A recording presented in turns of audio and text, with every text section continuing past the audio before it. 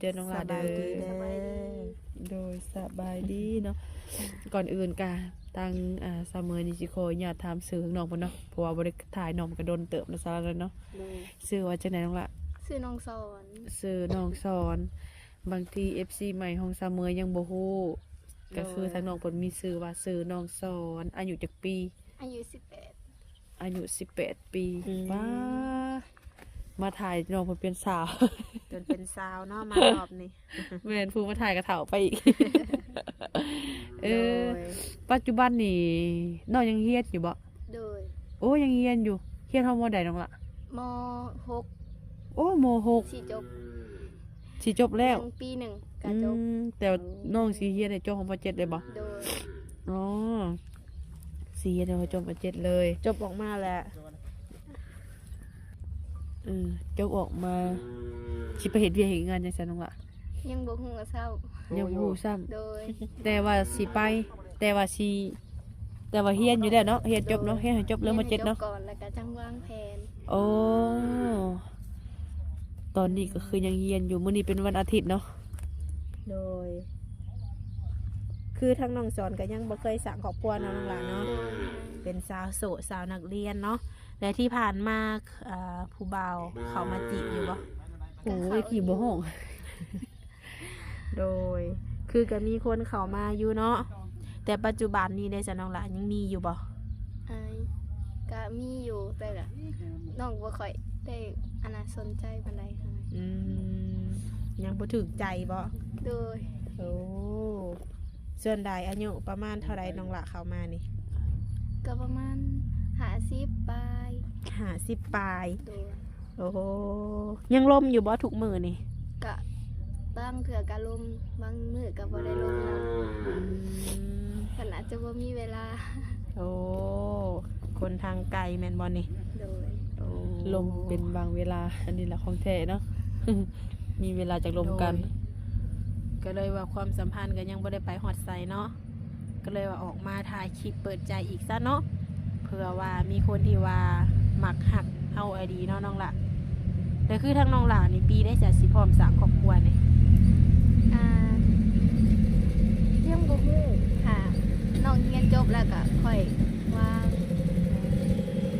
ให้เรียนจบก่อน โดย เรื่องมีครอบครัวนี่ไว้ทีหลังเนาะโอ้ อนาคตยังไกลอยู่ ถ้ายังเรียนบ่จบแน่นะ โดย ผู้บ่าวทางฝั่งไทยเพุ่นบอกที่ว่าลมเลยน้องละ โดย มักอยู่ว่าผู้บ่าวไทยนี่ ก็หมักอยู่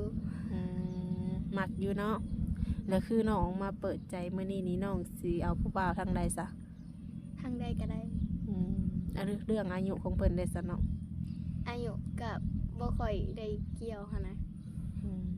ได้เบิดแม่นบ่ โดย โอ้น้องสิหับเพิ่นได้บ่น้องละ ได้ ยันว่าเนาะสมัยเนาะคือน้องเนี่ยอายุ18เนาะ แม่ บัด น คนที่สิเข้ามาหาบัด4 50 60เพิ่นได้บัดนี่บ่ติเพิ่นแท้ว่า บ่ พอห่างพอหมายเด้ได้อยู่บ่ ได้ แก่งหัวอย่างเดียว แก่งหัวนี่ไปเอาบ่ได้บ่เออ ได้อยู่เนาะ โดย และน้องสอนนี่มักผู้บ่าวแบบใดน้องละส่วนตัวน้องนี่นะ แบบใดก็ได้น้องบ่ได้สู่แบบวนแบบเรื่องหน้าตาหรือว่าแบบบ่รอนั่นนะนี่หั้นนะ โดย ถือว่าแนวใดก็ได้เนาะบ่ได้จำกัดเนาะ ก็คือบริโภคบริชนนะสิหน้าตาเป็นจังไดแบบนี้ครับบ่ โดย โอ้และที่ผ่านมาที่ว่าน้องเปิดใจมาชุดก่อนนะเนาะก็คือยังบ่ได้จริงจังกับไผแล้วออกมาใจเปิด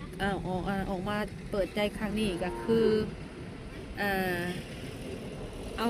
อายุซ้ำคนเก่าแล้วอยากถามว่าในกรณีท่านเจ้าเนี่ยเฮียนอยู่และล่มผู้บ่าวสิบ่มีผลเสียจากการเฮียนบ่ ก็บ่ บ่ โดย ถ้าเพิ่นเห็นให้แบบถ้าเพิ่นวนแบบอะไรนี่ก็เพิ่นก็คอย เฮาเรียนจบเพิ่นเฮาเรียนแล้วเนาะเฮาก็ค่อยมีเวลาให้เพิ่นหั้นนะ อ๋อบางทีคิดว่าบางเทื่อมีความหักพร้อมแล้วก็เรียนไปนำพร้อมบางเทื่ออาจสิมีผลเสียต่อการเรียนของเจ้า ก็คือบางเทื่อเขาอาจสิมีการหักหมักเข้าแล้วบางเทื่ออาจจะเฮ็ดให้เฮาเรียนบ่จบแบบซี่นั่นล่ะบ่เป็นผลบ่อืมแต่ว่าในการที่จะสะดวกในการคุยกับเพิ่นในช่วงใดซะ อ่าช่วงแรงๆตอนเช้าก่อนไปเรียนหรือว่าเลิกเรียนผังเรียน ในการที่ว่าลมกับอ้ายเพิ่นหรือว่าลมกับหนุ่มแต่ละคนนี่เนาะในเพิ่นฮู้ว่าน้องยังเรียน โดย เพิ่นฮู้ อืม แล้วเพิ่นก็รับได้ว่าเจ้ายังเรียนอยู่ แล้วเจ้าได้ให้เจ้าเคยให้คำมั่นสัญญาของเพิ่นบ่ว่าในการที่ข่อยเรียนแล้ว หลังจากข่อยจบแล้วข่อยสิเอากับเจ้าเป็นลูกเป็นผัวนี่เจะเว้าอยู่บ่ บ่ บ่ได้เว้า โดย โอ้ มีแต่เฮาเว้านำเพิ่นว่า ถ้าเฮาเรียนจบแล้วเฮาค่อยวางแผนว่าสักว่าคันว่าเรียนจบแล้วสิคันว่าเฮ็ดบัตรไปทางพุ่นหั่นนะ อ๋อ เฮาค่อยวางแผนกัน อ๋อ แต่ว่าบ่ค่อยเว้าแบบพวกอนาคตนะ อ๋อมีแต่วางแผนกันไว้ก่อนว่าสิหลังจากจบจะหาสิเฮ็ดบัตรไปหาเพิ่นแบบสิบ่ไปหามาสู่กัน แม่น แต่เรื่องว่าสิให้เอากันนี่ยังบ่ฮู้เนาะ โดย เพราะว่าสิถามพวกความหมายบางเทื่อเจะอาจสิยังเฮียนแบบนี้นะบางคนเพิ่นอายุหลายแล้ว และบางคนเพิ่นอาจสิอยากได้แบบอยากสร้างครอบครัวเป็นลูกเป็นเมียแบบซี่หั้นเด้อาจสิถามบ่โดนแบบซี่เด้บางเทื่อจะอาจยังน้อยแน่อาจยังบ่พร้อมการสร้างครอบครัวแบบนี้หั้นนะแต่ว่าทางเจ้านี่เรื่องสร้างครอบครัวนี่ยังโดนบ่น้องล่ะ ก็คันว่าให้ดนก็ดนอยู่ โดนอยู่ โดย เพื่อ เพราะ จะ ว่าเฮาก็ยังเรียนอีกปีหนึ่ง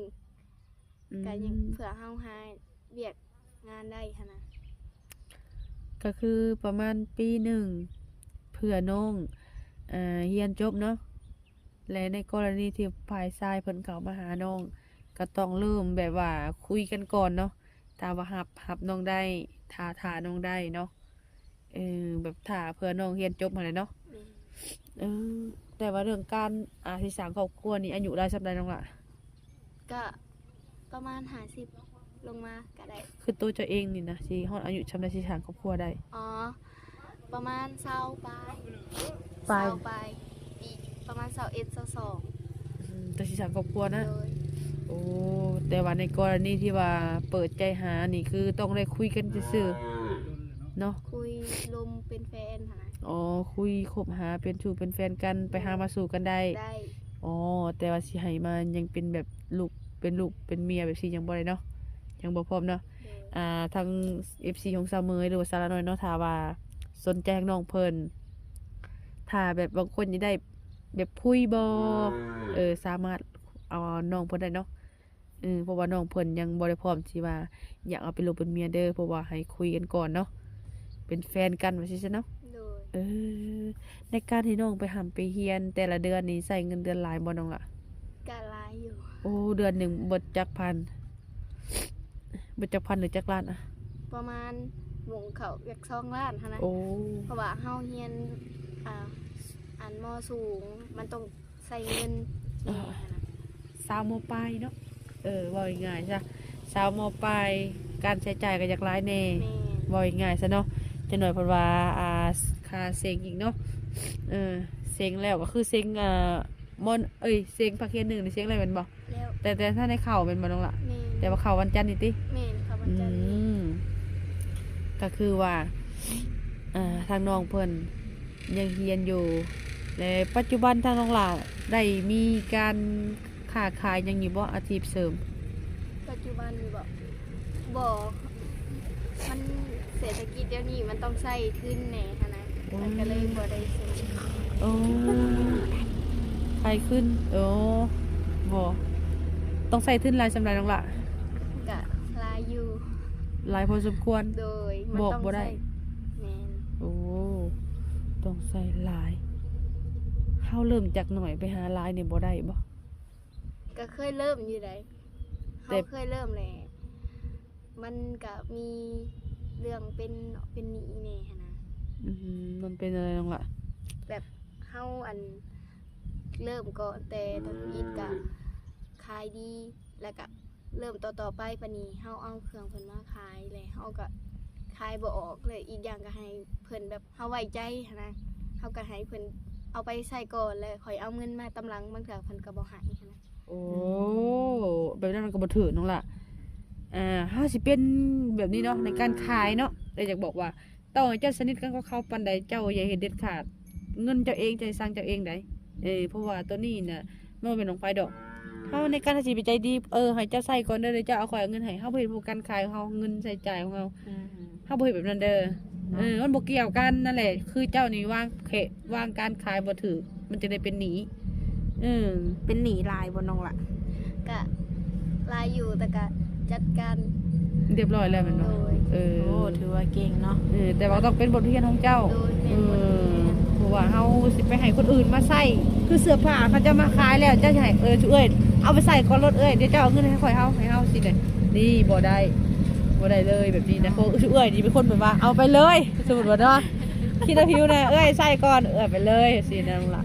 เนาะมาสิเว้ากันบ่ได้เด้จะให้เขาเด้อเด้ จิตใจดีขึ้นหน้าตาบ่ได้ได้เนาะส เนาะ มัยเนาะ งามแล้วมันใจดีเนาะโอ้ดีหลายเป็นดีเขาไม่ช่วยเลย แต่ว่าปัจจุบันนี้ก็ถือว่าวิทย์เป็นที่เรียบร้อยแล้วเนาะ โดย โดยทั้งทางพ่อทางแม่อยู่ดีมีแฮงอยู่บ่น้องล่ะ โดยอยู่ดีมีแฮง เพิ่นยังบ่อยากได้ลูกเขยบ่ ยังบ่ฮู้เพิ่นยังบ่ได้ถาม ลูกสาวเดียวแม่นบ่ แม่ ไปอยู่น้ำสามีได้อยู่บ่นี่เนาะ มูลขอนเลยมูลขอนได้สาวเดียว ลูกสาวเดียวค่ารองแพงได้เพิ่นว่าพอสิฮู้บ่ค่ารองตัวเองเท่าไหร่นี่ บ่ฮู้ ต้องเอาหลายๆได้หลายกะ เนาะบู๊บ่กระดองเจ้าของกะ อย่าเอาคำหลายได้น้องหลายคำทุกมือนี่ น่าพอสมควรบ่เอาครึ่งโลเนาะ คือน้องนี่เป็นลูกสาวเดียวเนาะถ้าว่าสิมีสามีนี่ค่อนข้างว่าจะไปแลยากเนาะน้องละถ้าน้องไปนี่ ถือว่าบ่มีพายุน้ำเพิ่นแมันบ่ แม่ค่ะว่าไปหลินแบบไปหลินนำได้อยู่หั้นนะ ไปอยู่พุ่นเดือน1 2เดือนได้บ่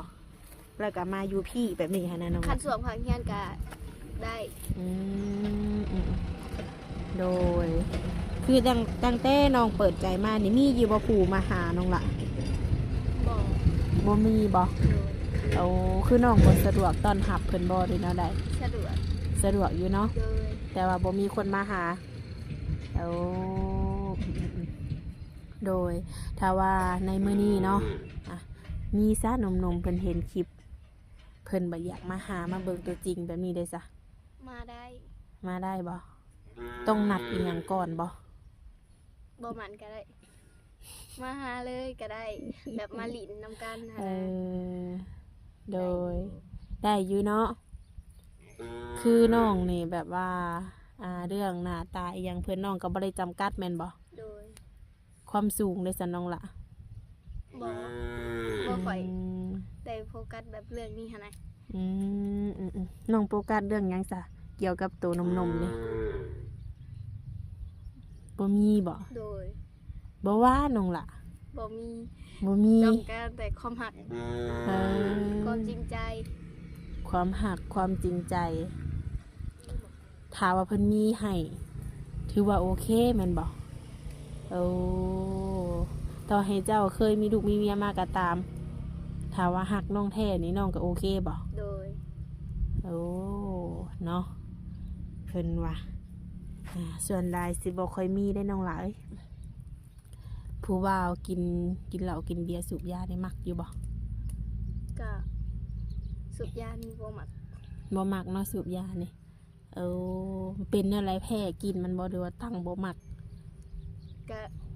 คิ้วแน่แพ้แน่ อื บ่มักมี บ่มักเนาะ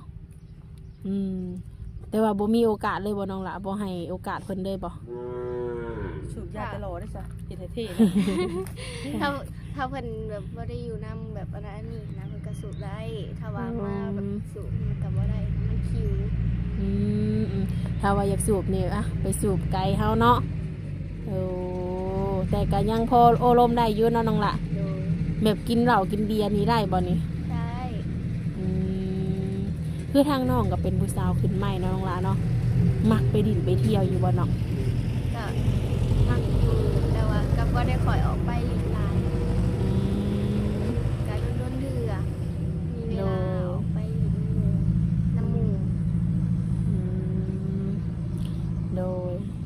บางครั้งบางคราวเนาะ แม่น อืม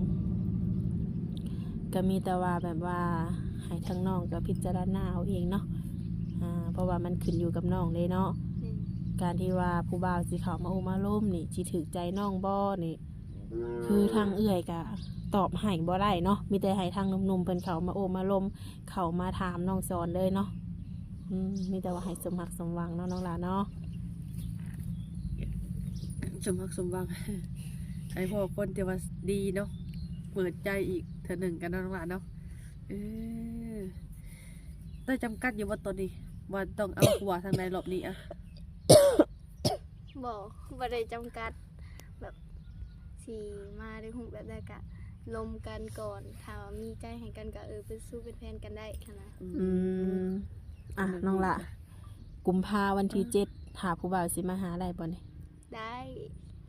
สมัยน้องเพิ่นว่าได้ คนสัน โอ ติ เคแม่นบ่ เอาไปก่อน โอเค ถ้าว่าได้นี่เอ้ยสิพาเพิ่นมาได้ ข้าไปหาซะ ใ ไปคนจะ กล้สิฮอดได้เนาะมื้อนี้ก็25ได้เนาะแม่นบ่วันที่7เพิ่นว่าเพิ่นก็มาเดือนนั้นอิหยังก็เขาเอิ้นเดือนแห่งความรักบ่ 14 เนาะ กุมภา จะมาถึงแล้ว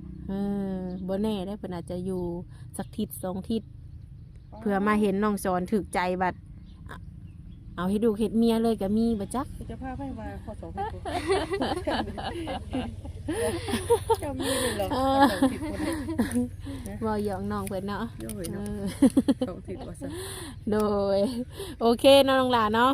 ก็ถือว่า ไปขึ้นสิถ่ายบ่ได้แหละ ก็ถือว่าทั้งเอ้ยก็ได้มาโอบมาล้มเนาะ